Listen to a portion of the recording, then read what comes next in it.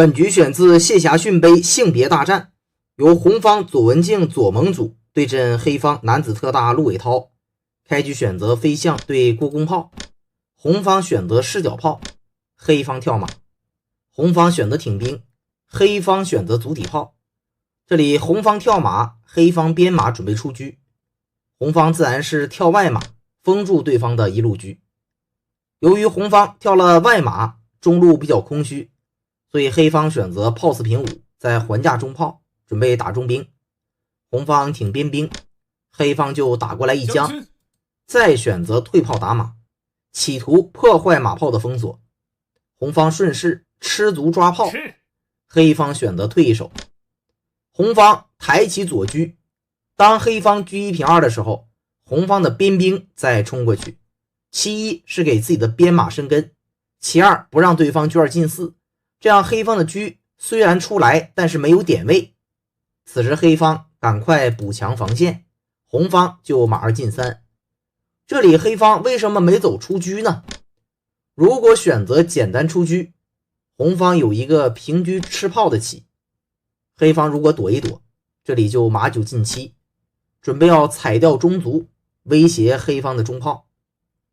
黑方如果平炮打马，红方可以顶边兵，捉马抢先，你一打我一吃，你一飞我一平，这样呢红方小小优势，占一点便宜。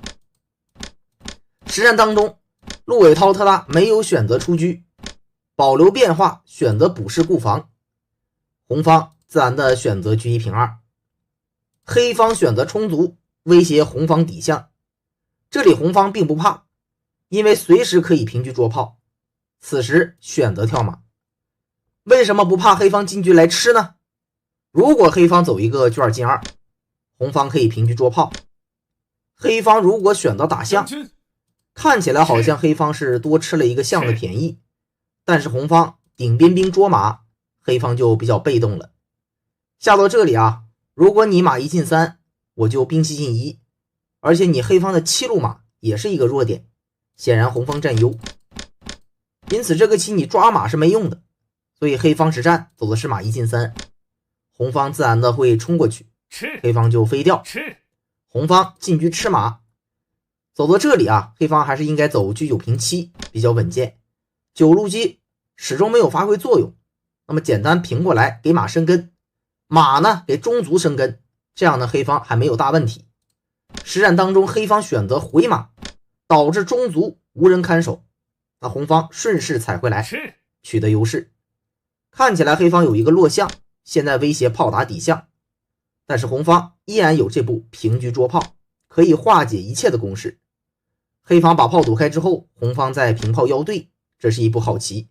黑方很痛苦，因为这个棋啊你不敢躲，马呢也没有地方跳，你马3进2，我要平车把你顶住，你要踩我兵呢，我平车抓，黑方也是难受，所以没有办法，黑方是被迫选择打过来。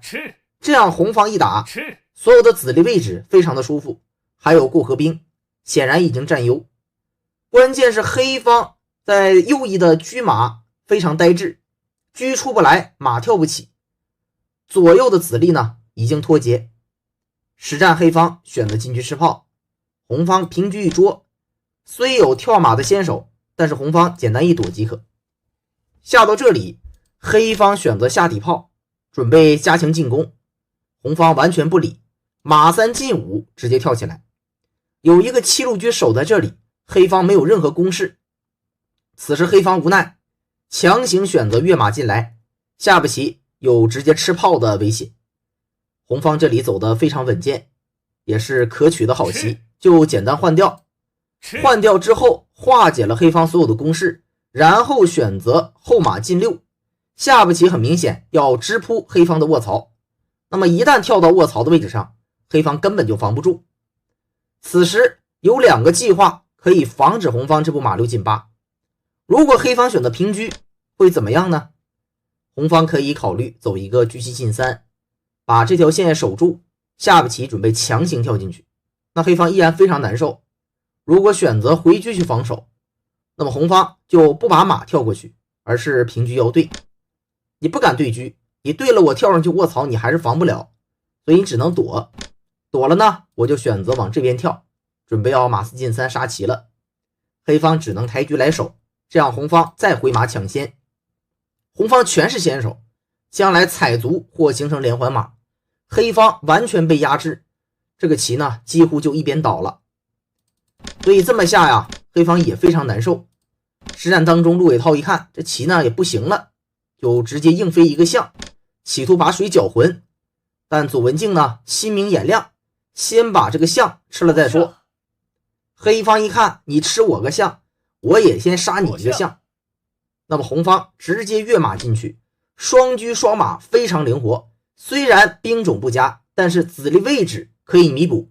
现在威胁卧槽杀棋，黑方只能选择抬车防守，红方再选择平车捉炮，通过捉炮抢两步先，然后进车点下二线，几乎呢就锁定了胜局。下步棋要强行挂角，你一吃我要白吃你黑方的车。黑方面临丢子，无可奈何，只得选择跃马跳出。那这步棋呢也是最后的败招。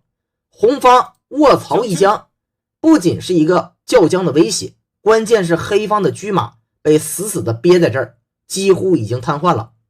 黑方只得选择出将，红方再选择退车，形成绝杀。黑方无可奈何，只得投子认负。棋下到这里，陆伟涛抬头望向左文静，表示我认输了，但有一事相求。左盟主疑惑地问道：何事？陆伟涛言道：输棋这事儿先别告诉你嫂子，我怕她一时难以接受。